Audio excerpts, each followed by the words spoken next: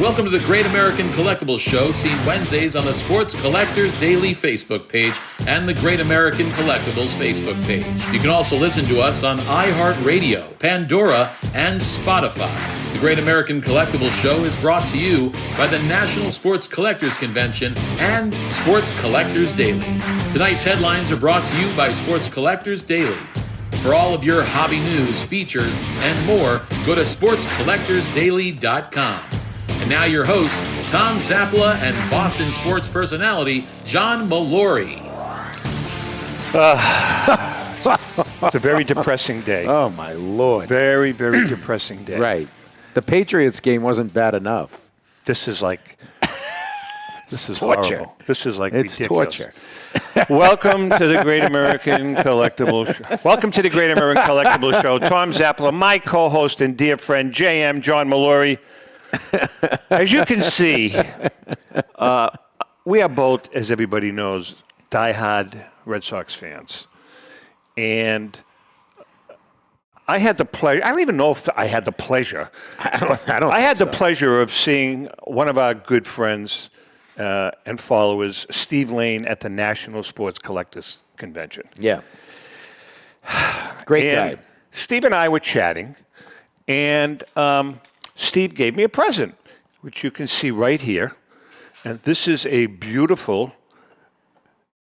martini glass. Yeah. And I believe this was from Mickey Mantle's restaurant, and John's going to clarify that. Mickey Mantle's restaurant in New York City, and John stole it from there. Steve Yeah. stole it from there when he was a kid. No, I'm sure he bought it, and was nice enough to give it to me as a gift. Because you like a martini every now and then. Ellen and I, as many people know, we have a martini just about every night. Sure. With our cheese and crackers or a little antipasto. Right. Now, I told Steve that I was going to have a martini and you were going to share it with me, as was Chrissy. Right. On the air. But you know something? People know that we record the day before the show, and it's Tuesday and it's 11 o'clock in the morning. Right. And if I have a martini now, I'll be pretty much useless for the rest of the day. So I will have the martini tonight with my lovely wife. Take a picture, put it up on the And social we will media post it, and I'm going to drink it out of this goddamn martini glass. With that being said, welcome to the Great American Collectibles Show. And don't forget... You're going to talk about why we're winning. Oh, yeah. No, we're going to get into that. Okay. But you can watch us on Facebook, YouTube, listen to us on your favorite podcast platform like Spotify, iHeartRadio, Pandora. You can even ask Alexa to play the Great American Collectibles Show. In a few minutes, if we can find him, John Taube from JT Sports is going to be joining us. Technical difficulties. He's not to be found. I'm sorry? Steve is here, right. John's going to be joining us, and a little later on, Paul Borges from PB Collectibles is going to be joining us. Awesome. So let's start with our good friend Steve. Steve, without a doubt, that is the ugliest freaking jacket I've ever seen in my entire life. Is there some backstory to that thing? No, my daughter is getting married in Boston on the weekend of Mickey Mantle and Whitey Ford's birthday. And she was a Yankee fan when she lived with me years ago until she went to Boston University and decided to become a Red Sox fan. Good so girl. I promised her at some point in time during the wedding ceremony, I'm going to be wearing this. I've got the tie and the cummerbund that go with it. And I'm sure she'll be totally mortified and embarrassed. But I'm giving her fair warning. I'll be in Boston in a couple of weeks wearing this. This is from my personal tailor, Louis of Newark, New Jersey. Louis of Newark, New Jersey. $25.99 off the rack. Looks like Chris Chambliss threw up on a jacket, and that's what it looks like now. and of course, behind me, I just want to make this point immediately because I know it's part of the theme of the show.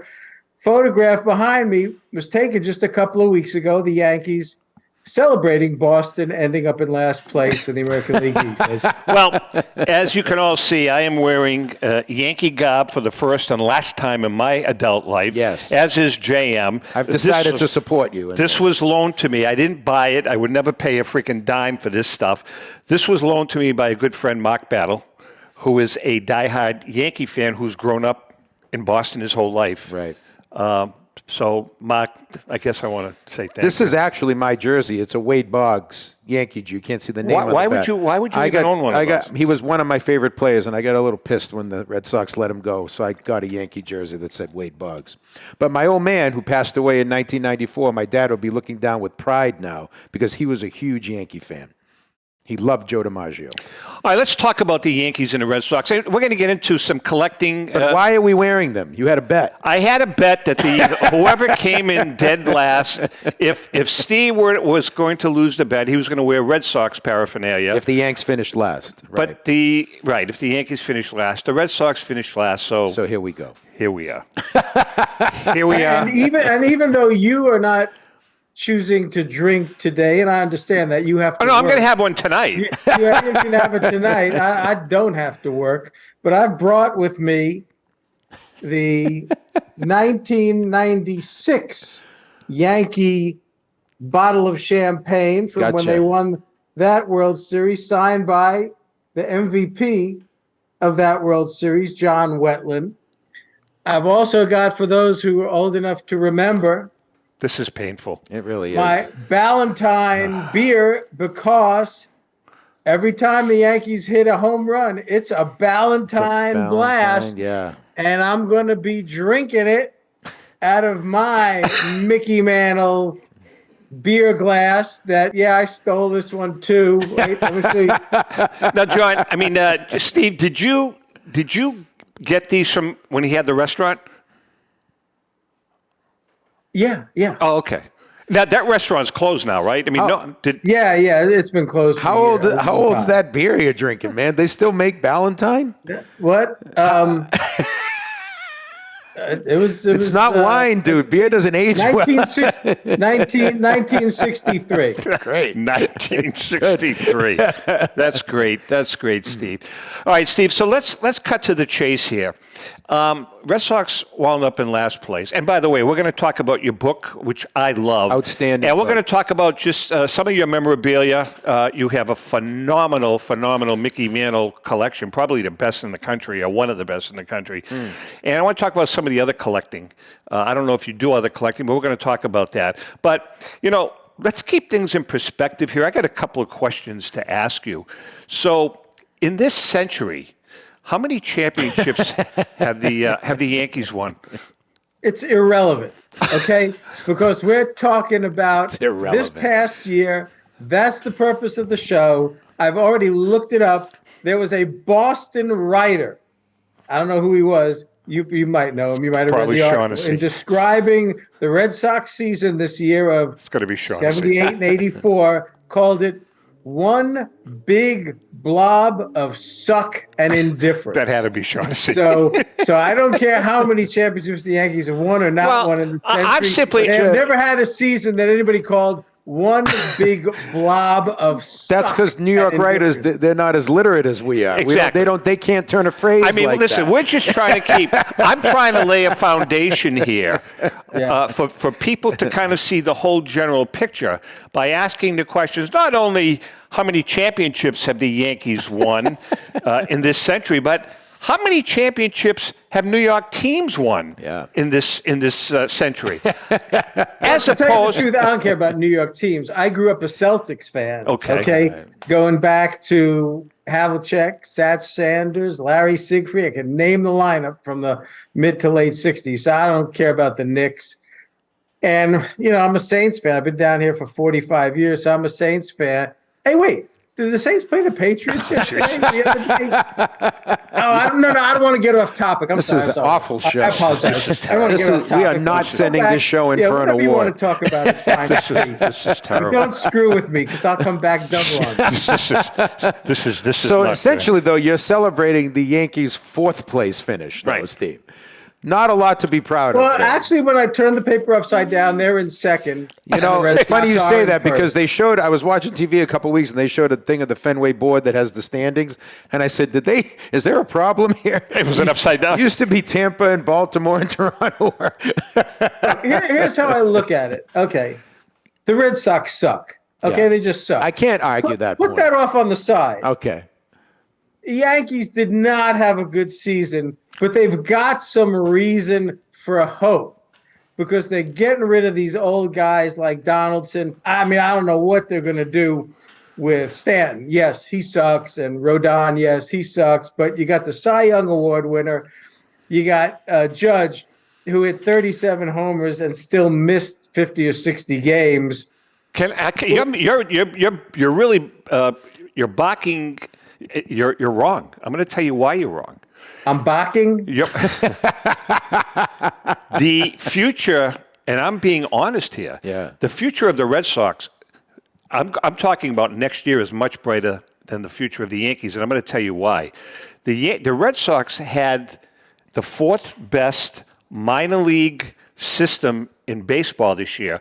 Next year, you're going to see 3 or 4. Yeah. 3 or 4 kids that have tremendous amounts of talent that are going to be in the starting lineup. Right, and you're going to get a new general manager who's going to mix in some veterans and some free agents. The Red Sox are going to be back. Your problem is your manager is Aaron Boone, and he still is Aaron Boone, who's probably the single worst manager in the history of baseball. And Mr. Cashman, the Yankee philosophy has always been to buy talent. Right. And their minor league system sucks. And the other thing is the Red Sox won a World Series just 5 years ago. I mean, your minor league system is in disarray, Steve. Our goal is to make you feel bad before the end of this segment. The Yankees were smart, and at the end of the year, they probably should have done it earlier. They had a very good September after they brought up all those young players to play and decided, okay, we can't go with Stanton. We got to get rid of Hicks and all these other guys. You can't control the fact that Rizzo was out for 100 games this year. No doubt. Injuries happen. Everybody has injuries, but I have reason to believe that if Rizzo is out there, you got Gleyber Torres at second, Volpe at short. I think Wells is going to be a good catcher, and you've got a good pitching staff if they could just stay healthy. And they tried Michael King as a starter, and in his last 8 starts in August and September, he had a 1.88 ERA. So I have reason for hope too. I'm not, convinced that they'll get to a World Series next year, but depending upon injuries, they should have a better team. In terms of Boone, I don't know that it's his fault because I don't know who's calling the shots. I don't know who's telling him what to do. Even Judge said the other day, we got to re-look at how we're doing the numbers on analytics. So somebody may be telling Boone what he's got to do and not do, and he's just taking orders. We'll find out after next year because he's only got 1 year left on his contract. Hey, Steve, what do you think of as a baseball fan? What do you think of analytics and the place it holds and the role it plays in what we see on the field day in and day out? I personally would not use it because I believe that if Billy Martin had been managing the 2023 Yankees, they make the playoffs. Just because of basic human decision making. If you're going to say that Boone sucks, yeah. Then you got to say, all right, put in somebody the direct opposite of Boone, which would be somebody like Billy Martin. All right, so you guys are saying, you're both saying, I think, saying the same thing. I'm not anti-analytics. I just think it's a great thing to have. It's a to tool. Use. But I think when you're making every decision based on analytics, you're making a mistake. And he's right. You're missing the human element of the game. You're missing the timing, when it happens, the tenor of the game. All that stuff goes out the window. And I don't like the over-specialization of the game either. Look, to me, when you get into an extra inning game and you're starting with a guy on second base, and you're the home team, and the visitors haven't scored, the first guy up should be bunting. Just bunt the guy to third, right, and either get a ground ball to second or a fly ball, and the game is over. That's right. And they don't do it. Now, whether or not they're not doing it because somebody upstairs is saying that's not the right move, given analytics, I don't know if it's Boone's fault or not. Now, there was a game the last week of the season where Stanton got a double, it was the bottom of the ninth or 10th, they should have put in a pinch runner. They didn't. The next guy gets up and hits a single. Well, Right. Stan's got to stop at third. The next guy gets up and hits a grounder to short. You're told to run on the crack of the bat. Well, Stanton was out at home plate by 10 feet. Now, is that analytics making a decision, or is it Boone not making the right decision? Yeah. I don't know. Well, there's one little positive thing that's happened with the Red Sox that I don't even know if you've picked up on this. Do you realize that yesterday, besides getting rid of their pitching coach and their third base coach, they fired their interpreter? They're bringing in a new interpreter. That might be the issue. Now, no. Let's read between the lines. Yeah. They're saying that they're bringing in. Oh, I know what you're They're thinking. bringing in a new interpreter because Yoshida was having a difficult time. But is that really the reason that they're bringing in a new interpreter? Ohtani. and the pitcher in Japan. Yeah. What's his name? Machida, whatever the hell his name is.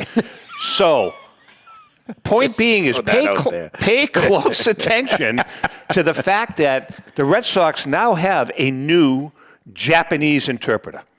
That's a good sign. Look, the Yankees did one better. They got a new interpreter. It wasn't reported yet. It'll be out tomorrow. a new interpreter that interprets from English to Yiddish. So, I mean, we're going to have That's the awesome. next Sandy Koufax, the next, Nice. Hank Greenberg, whatever. Right. That's it. All kidding aside, both teams sucked this year. And all kidding aside, it's better for baseball when they're both good. It is. It is. It was. I read an Who the article. hell wants to watch the Rays and the Orioles? Someone, one of the writers, I think it was an ESPN guy, wrote yesterday that seeing the Yankees and the Red Sox in last place and all of those teams ahead of them was like mom and dad being out for the night, right? And having a little too much to drink. They come home and the kids are out of control. Right. And that's basically what it is. I All right, agree. listen, we're going to take a quick break. We are chatting with Steve Lane, New Orleans Steve. We have to wear this stuff. By the way, you have to wear it. I'm doing this to support you. Solidarity, baby. Solidarity. So, Steve, you're going to be with us. Steve, we may keep you on the whole show now. Taube has... If you want to have a good show, you will. If you want to have, crap, just let me go. Taube is MIA. If we can bring him in, fine. If not, hey, it is what it is. You know how they put the quotes on Yankee State? They should put that, if you want to have crap, then let me go. Steve Lane. Hang in there. We'll be right back. Since 1996, Brian Drent and the staff at Denver's Mile High Card Company have led the charge in the collectibles hobby. Mile High is a full-service dealer specializing in buying and selling cards and offers a competitive consignment program for all collectors. Whether it be their computerized want list service, appraisals, or auction services, Mile High has it all. If you've been searching for a company with a selection of high-grade vintage 1888 to 1970 baseball cards and memorabilia that shares your passion, aim high, Mile High. Go to milehighcardco.com or call 303-840-2784 for more information. Let's go! Batter up! Hi, everyone. This is Rico Petrocelli. JustCollect.com, a leader in the vintage sports card industry, is giving free appraisals on your vintage cards. They'll evaluate your collection for free and let you know the value of it at no cost and no obligation. If you're ready to sell, JustCollect.com will offer you industry-leading prices to buy your card collection. To begin your free baseball card appraisal, visit JustCollect.com or call them at 732-828-2261. That's JustCollect.com for your free vintage card appraisals and top buy prices for your cards. Check out JustCollect.com today. This is Brian Drent, president of Mile High Card Company. Is your sports card and memorabilia collection properly insured? For easily replaced personal property, homeowners insurance is all most people need. But for prized possessions that you may have spent a lifetime collecting, it doesn't go nearly far enough. Collectables Insurance Services has been insuring for over 50 years. They offer a full range of protection and a $0 deductible at an affordable rate with no appraisals required. I know because they insure my collection. If you have a minute, go to collectinsure.com and learn more about insuring your personal card or memorabilia collection. Hi, this is Dan from Memory Lane Auctions, here to remind you that the renowned Memory Lane Collectibles Company has served as a beacon of light to the collecting community for the past several decades. Indeed, folks, it has been our utmost privilege and pleasure to provide the most enthusiastic collectors with an abundance of the finest sports cards and memorabilia for America's most coveted sports personalities via our world-class auctions. Whether you choose either a private sale transaction or the auction route, Memory Lane cordially invites you to reach out to us to maximize the value of your prized possessions. Also, it is not just sales that we pride ourselves on being the best of the rest, because if you are seeking a particular keepsake for your esteemed gathering, we will be relentless in our quest to find that special piece to fulfill your collecting dreams. So no time to wait. Reach out to us today for the purposes of capitalizing on our unparalleled marketing capabilities. Simply pick up the phone and dial 877-606-5263. That's 877-606-LANE, or find us on the World Wide Web at www.memorylaneinc.com. Now is the time for your valued consignment to ultimately become another one of Memory Lane's record-setting prices. How would you like to own the bat that was used by your favorite player when he hit that towering home run or game-winning base hit? Now look no further than JT Sports, specializing in the sale and authentication of professional game-used bats. As the official authenticators of professional model game-used bats for PSA DNA, JT Sports will guarantee the authenticity of any bat purchased from them. JT Sports also buys and sells game-worn uniforms, gloves, and baseball equipment. The unique quality of the collectible is what JT Sports is all about. Give them a call at 609-487-8003 or check them out at GameUseBats.com. And we are back here on the Great American Collectibles Show, and I want to let you know that CSA Shows is proud to present the Chantilly Show, being held March 31st through April 2nd. Held at the Dulles Expo Center in Chantilly, Virginia, just minutes from the Dulles International Airport. Celebrating over 27 years at the same location, there will be over 300 dealer tables exhibiting on over 100,000 square feet of space. With both vintage sports cards and memorabilia, as well as modern-day sports treasures, you won't have to look very far for that special card, bat, ball, or autograph. Major auction houses and third-party grading companies will be on site to assist you with your collecting and authentication needs. Some of your favorite superstars will be on hand, including football greats Trevor Lawrence, Jamar Chase, CeeDee Lamb, Micah Parsons, Randy Moss, Emmitt Smith, and many, many more. For more information, go to www.csashows.com. That's the Chantilly Show, where you can find all of your sports collectible treasures. Okay, welcome to another GAX Moment, brought to you each week by our good friend Paul Borges and PB Collectibles, your neighborhood card shop. Go to pbcollectibles.com to find that special card or piece of memorabilia. This week, we're going to talk about a couple of really cool cards. I was having a conversation with our good friend Al Crisafulli from Love of the Game Auctions, and we were talking about what has become the new Mona Lisa in card collecting. As we all know, the collector world, there are two cards that have had the biggest impact on the hobby in the last 100 years. This first one you can see, it's the famous or infamous Honus Wagner card. Now, this is the Honus Wagner card that belongs to our good friend Ken Kendrick from the Arizona Diamondbacks. The backstory is, as we all know, most collectors know, there are only 60 of them in existence. And the reason being is a little gray. The area is gray as to what the reason is. Reason number one is that Honus Wagner was anti-smoking and did not want to be associated with tobacco because they were in cigarette packages. The other story, legend, is that they weren't paying him enough money, so he yanked his card. In any event, this Wagner card today, if it were to go on auction, would command somewhere north of $20-25 million. it's that card. But now, the other card, of course, is the 1952 Topps Mickey Mantle. Now, this is the 52 Mickey Mantle in a PSA 10, and this card also belongs to Ken Kendrick of the Arizona Diamondbacks. The difference between the Mantle and the Wagner is that there are 1,800 of these that are in existence. So why is this card so popular and so valuable?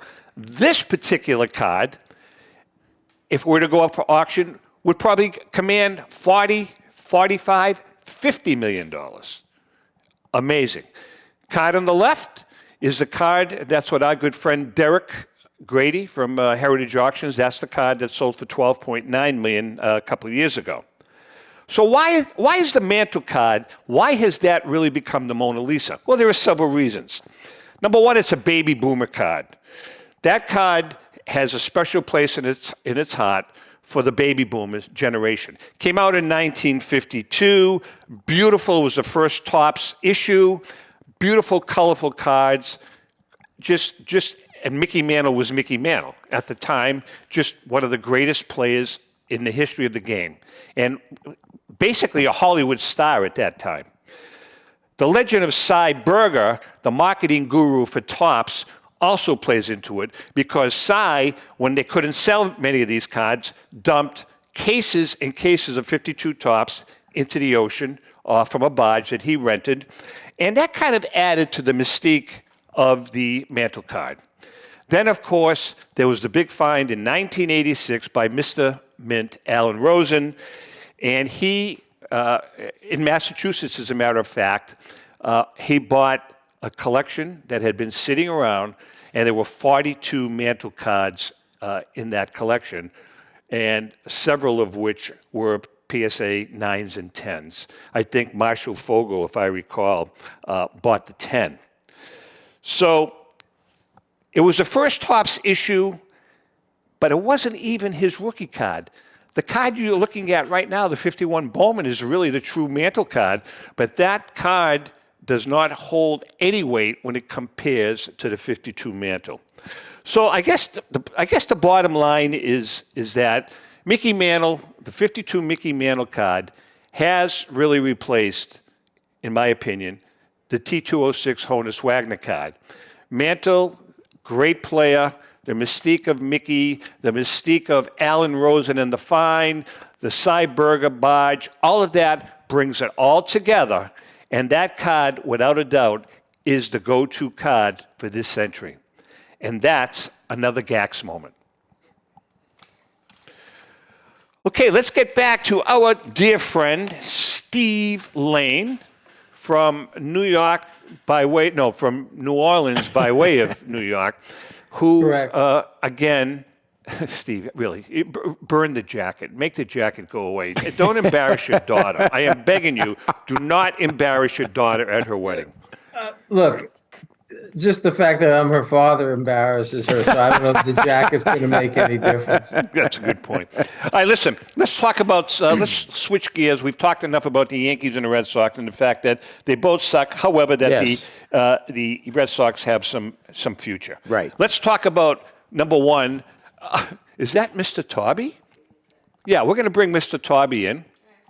And this is good timing now because John, I don't know if he can hear us yet. John, can you hear us?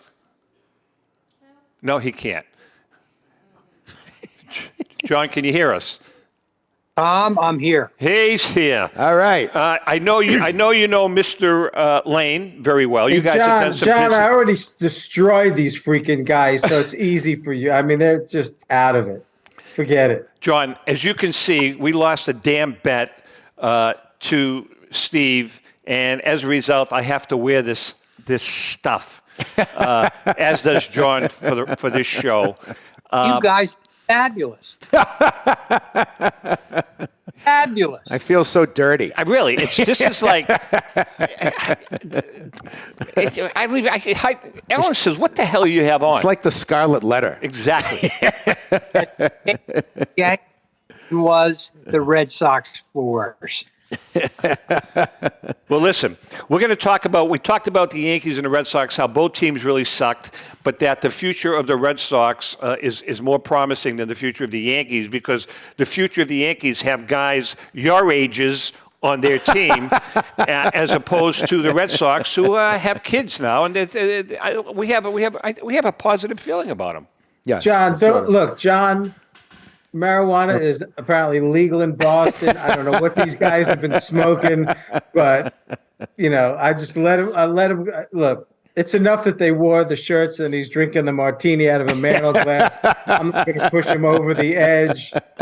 Let him believe whatever the hell they want. Sure, down the road. Yeah, it's a sorry.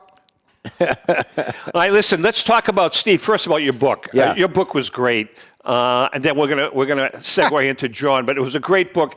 Tell us about it. How long did it take you to work on it? Hold it up, and we want to know about your collection. Tell us about the book and your collection. All right. First of all, next week is Mickey Mantle's what would have been his 93rd birthday, October 20th. So it's a perfect time if you're a Mantle fan, a Yankee fan, a baseball fan, historian. I mean, this book is for you. It's gotten rave reviews. Thank you from Tom and JR and others. It's on sale at the Baseball Hall of Fame, and they would not be selling this book if they didn't think it was an excellent book. It's gotten great reviews from Bob Costas and Mickey Mantle's sons and others.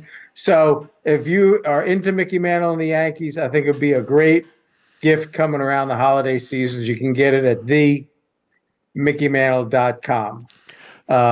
Stevie, tell people what's about my book and my collection. I'll give Tom, because I know you need the freaking help in getting anybody to watch this show. I'm going to give you an exclusive, okay, that nobody else knows about, that I just decided to do today. Just looking at you in the Yankee uniform, it's like I'm watching those animal commercials where they tell you to send money. I just feel so sorry for Thank you. I appreciate that. It's true. Exclusive announcement. I'm in the process of contracting with Heritage Auctions so that over the next 2 to 3 years, I'm going to be liquidating my entire collection. Are you really? And if I can't hold on to it any longer, my daughter doesn't want it, and I don't want her to be burdened with having to worry about it if anything happens to me. But anyone who's interested in one-of-a-kind, one-of-one, museum-quality collectibles, these are going to be the auctions for you. And if you look in my book, whatever's in that book is going up for sale. And in fact, they started coming up in November. Next month, a few items that I'm selling are Mickey Mantle's personal checkbook from the 1970s, where the top check is signed in blank by him. So you might want to check with the bank. Who knows how much Mickey left in there? You got it signed. All you got to do is fill in the number. His 1947 high school newspaper, and it was the only time that he ever signed his name, Mickey Chuck Mantle. His middle name is Charles. You see thousands of baseballs signed Mickey Charles Mantle. Nothing's ever been signed Mickey Chuck Mantle. One of one. I've got the 1974 Hall of Fame book from his induction and Whitey Ford's induction, signed by about 10 or 15 athletes, including Mantle, Ford, Satchel Paige, Casey Stengel, Stan the Man Musial. So it's Mrs. Lou Gehrig. It's a nice collection of signatures. And the last thing is a 1959 one-of-one type 1 photo that was done by Sports Illustrated, has never been published. And when I met Mantle at a show in St. Louis in 1994, he was signing everything in black or blue, which is what he usually did. When he saw this photo, he'd never seen it before. He saw this photo, he got up, he walked to the end of the tables, came back with a gold pen, said, "I've got to sign this in gold." And it's a beautiful gold, huge gold signature by Mantle. So that'll just give you an idea of what's coming up over the next 2 or 3 years. Steve, do you have any kind of a bat collection? Because I know you've done business with John relative to gloves too. But do you have any bats, gamers, Mickey gamers?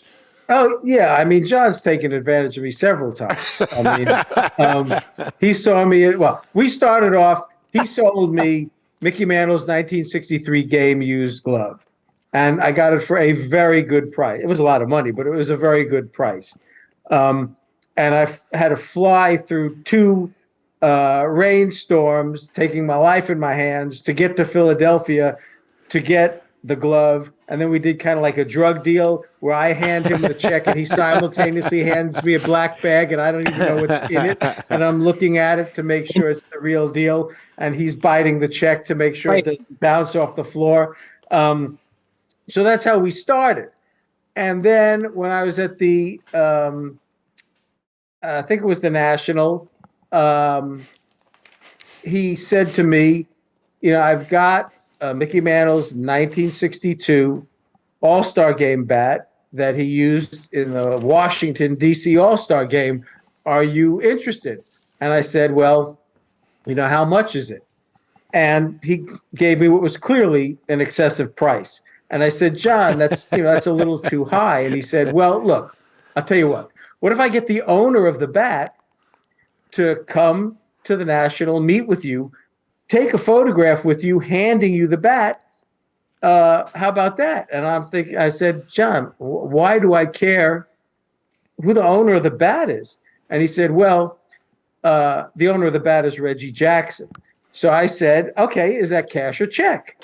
And then Reggie showed up, took his picture with me, sent me a nice letter confirming the bat was his from Mickey Mantle's 1962 All-Star Game. So I've got that. I've got Mantle's 1953 game used bat from only And his, these are all going to be on at some point in time on the Heritage Auction site. all of them, including and that's not even what I would. That's good stuff, but it's not. It's not the. No, and I understand that, but I want to ask John a question. John, so when items like that go up on an auction, I know you authenticate them all. Would you ever consider buying a bat back and reselling it like a 53 Mantle gamer, or do you just let them go?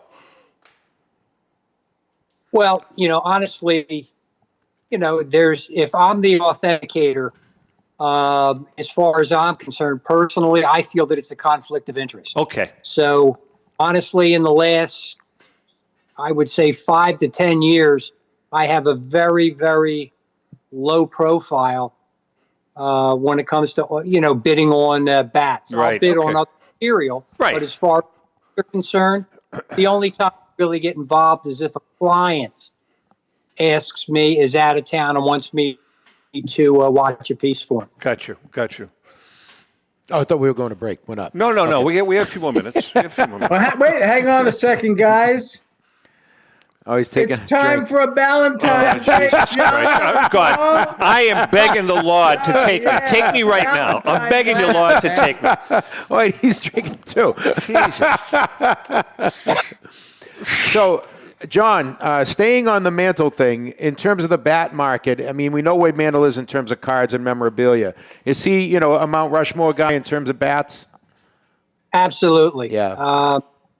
He, Babe Ruth, Lou Gehrig, Teddy Ballgame. Right.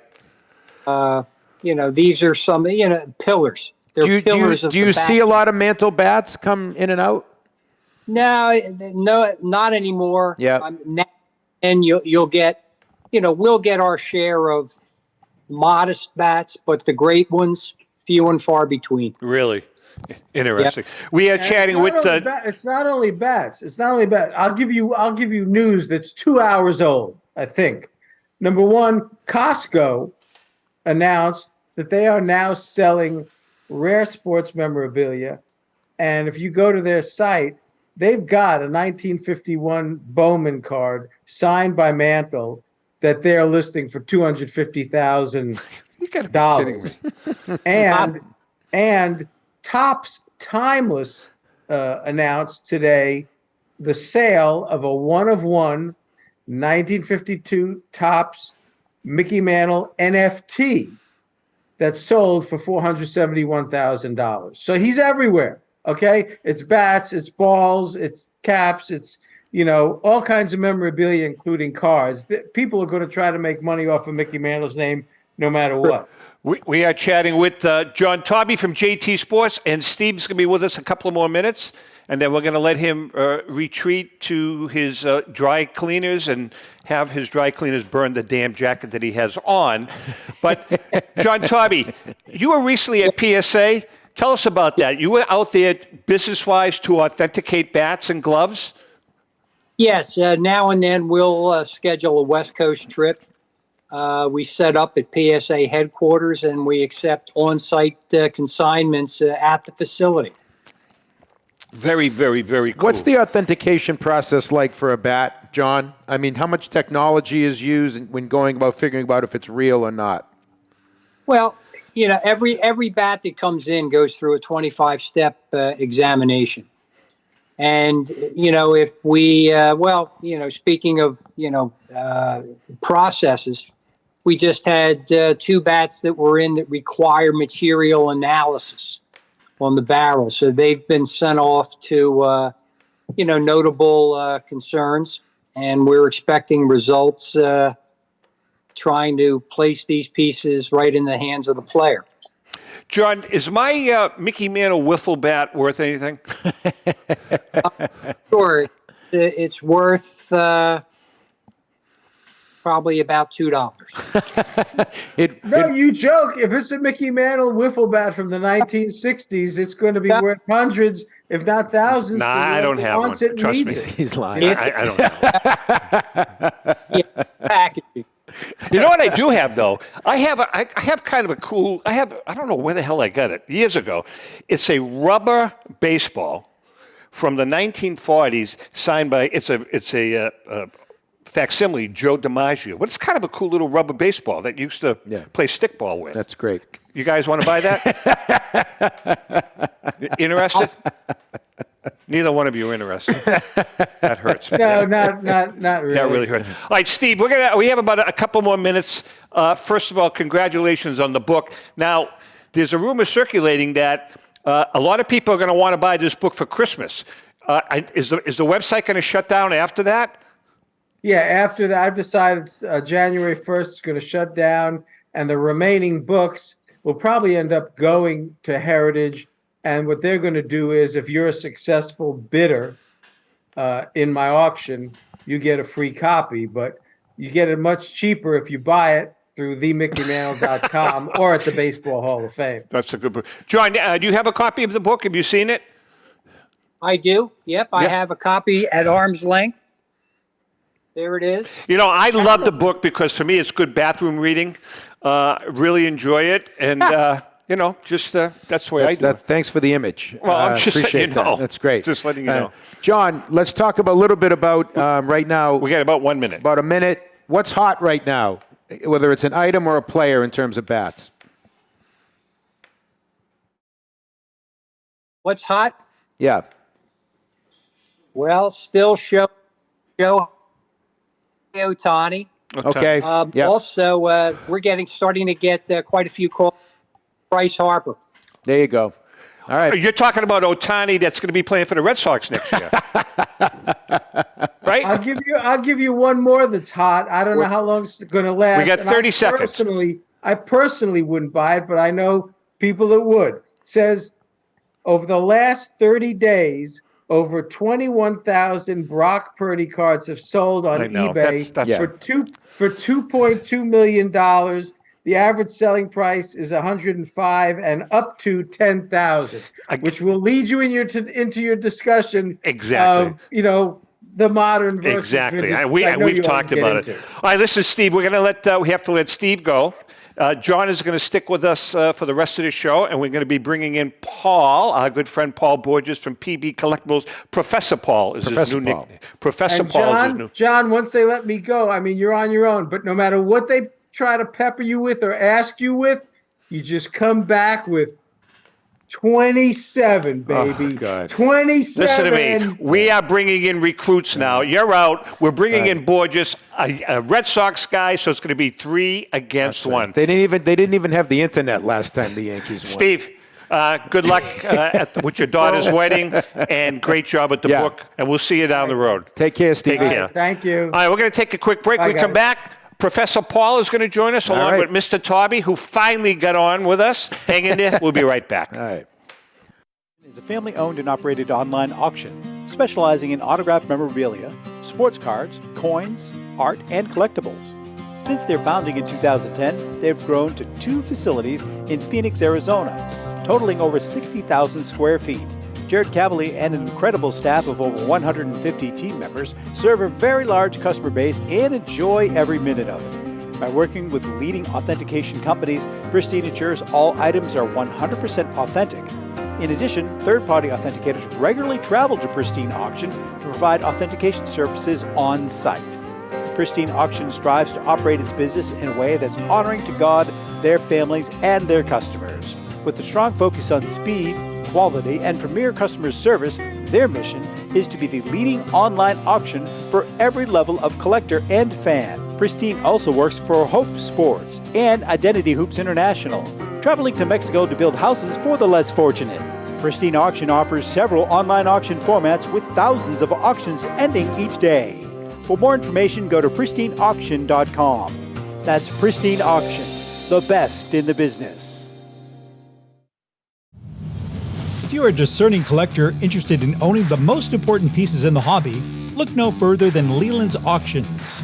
The original sports auction and appraisal house, Leland's was established in 1985 by legendary Pioneer founder Joshua Leland Evans. And today, President Mike Hefner carries on their tradition.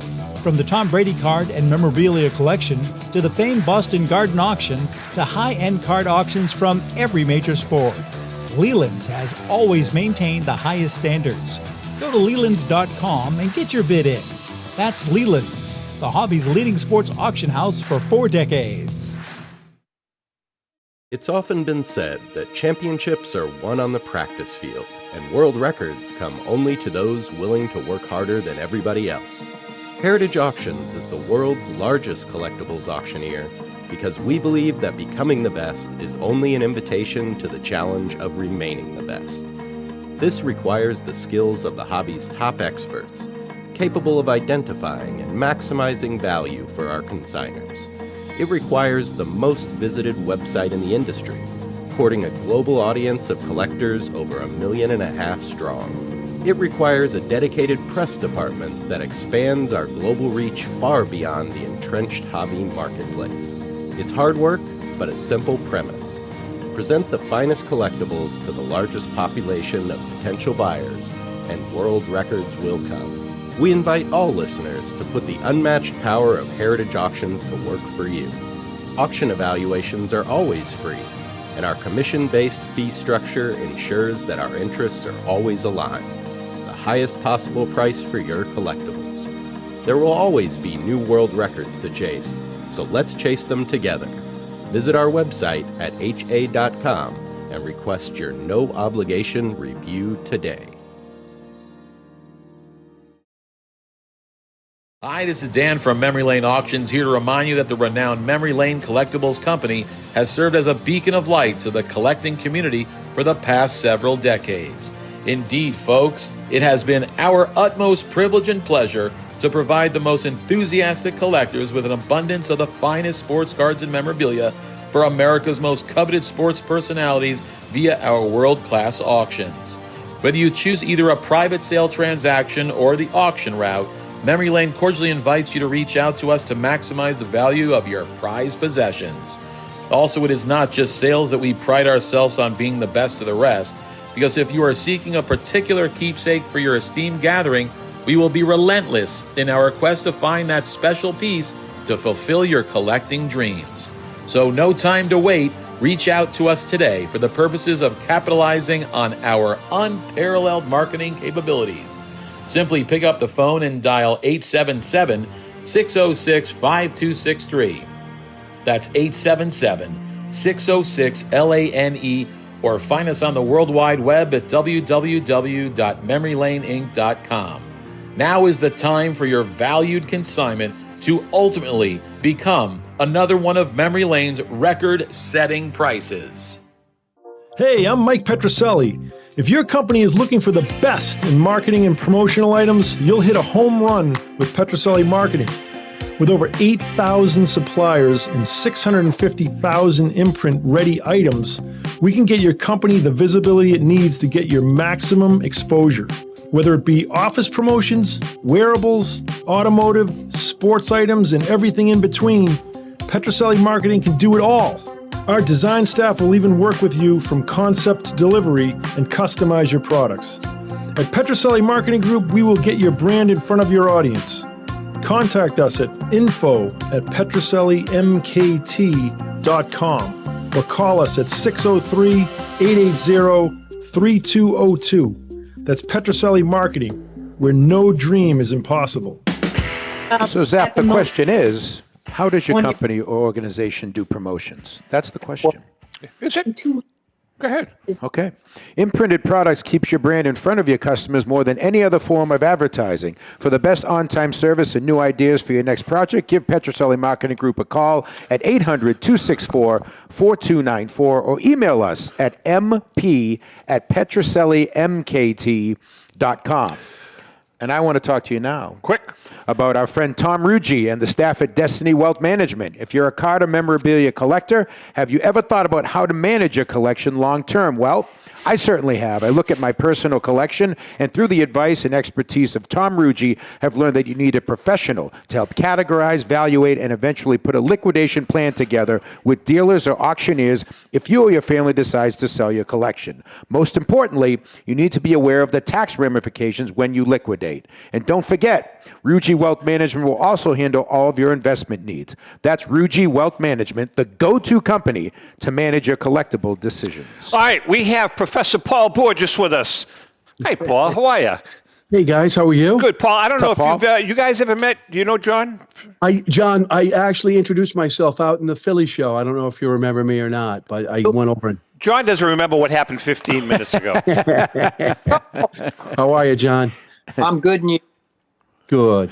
All right, Good. Paul, first of all, thank you for, kind of rescuing us because, we have to wear this stuff today. But anyway. It definitely looks very different. I'll say that. Very different look. For sure. Listen, real quickly, Paul, let's talk about PB Collectibles. You email me periodically when some great stuff comes in. You've picked up some nice pieces. Yes, some very nice. I don't have the DeLong here. I picked up a 33 DeLong Garrick and a PSA 5. Walked in from a customer that I've known for a number of years. And then I got a Maze, 52 Very nice. Maze that came in, lower grade, an Aaron rookie. And then about 50, I mentioned this before, but the T202s came in. Beautiful cards. Mid-grades, 5, 6s, and so forth. So, yeah, we've been very fortunate. It's been great. It's been good. John, do people walk in off the street with bats or gloves into your facility?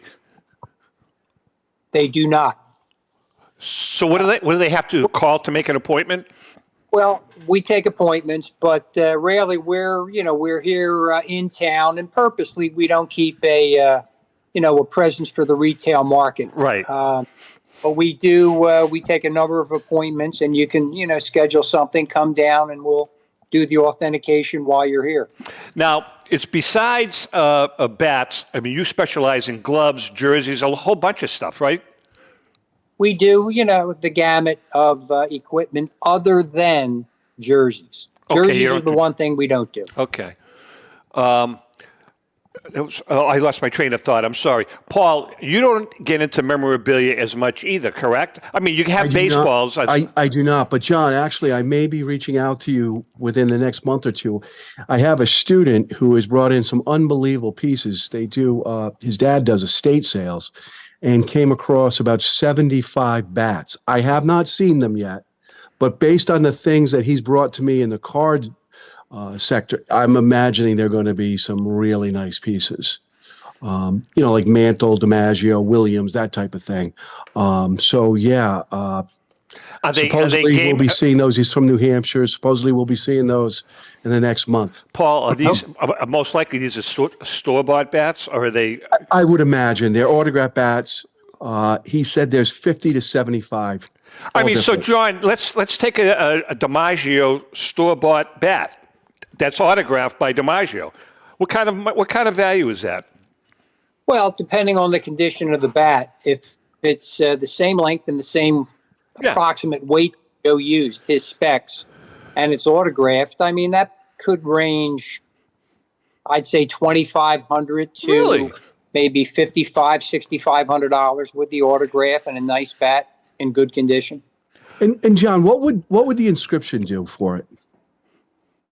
Well, that depends on what the inscription says. Okay. Everything is personalized to an individual. Yeah. And that detracts from the overall value. People like a single signature with no personalization. No, what I mean is if the DiMaggio, the Williams, they have HOFs on them. And I know Williams is a nice piece on a ball, the HOF 55, I believe.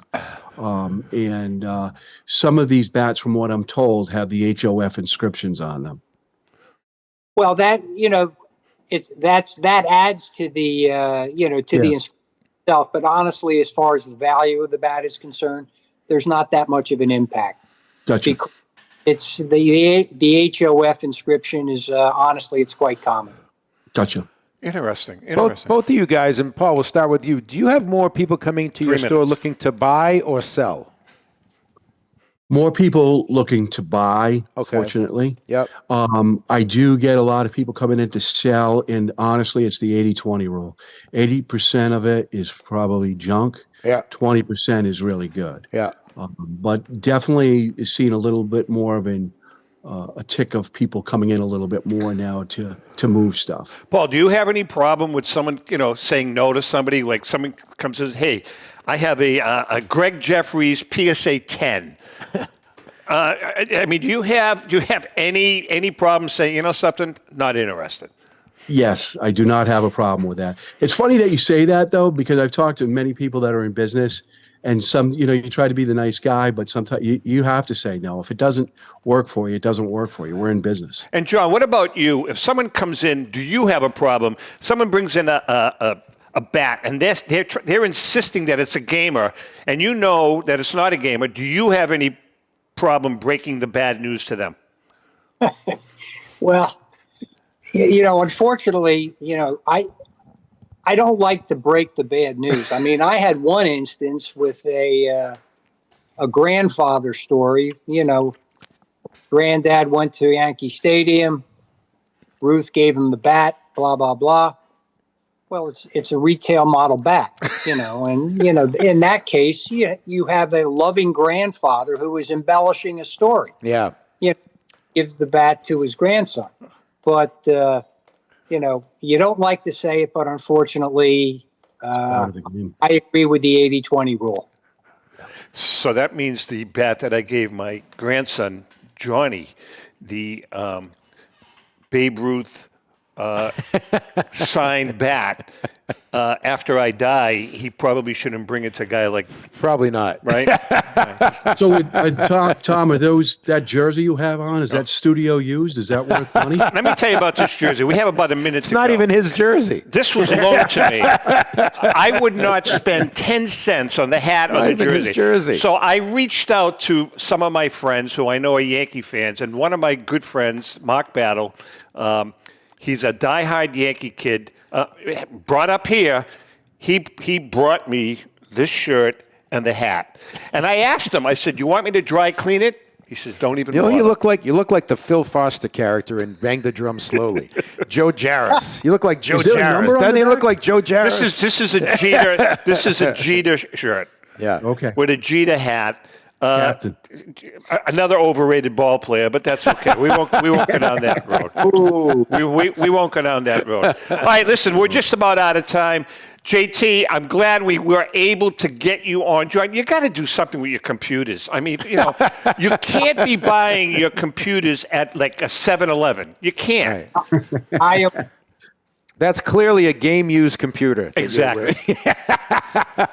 Paul, thanks for coming on. PB Collectibles, a great, your neighborhood card shop. But Right. now, Paul, we are now going to refer to you as Professor Paul, if that's okay. Oh, boy. Paul is Absolutely. a college professor at Salve Regina College in Newport. Which University. is a university, beautiful. He says, he texted me the other day. He says, I'm giving an exam. I says, I need to talk to you. Flunk them all. That's what I said. All right, guys, listen, thanks for coming on board. John, we'll see you down the road. Paul, obviously, we'll see you down the road. To our viewers and listeners, obviously, thank you so much. And I'm going to have my martini tonight in this Mickey Mantle glass, and Ellen is going to film it, and we will post it. With that being said, happy collecting.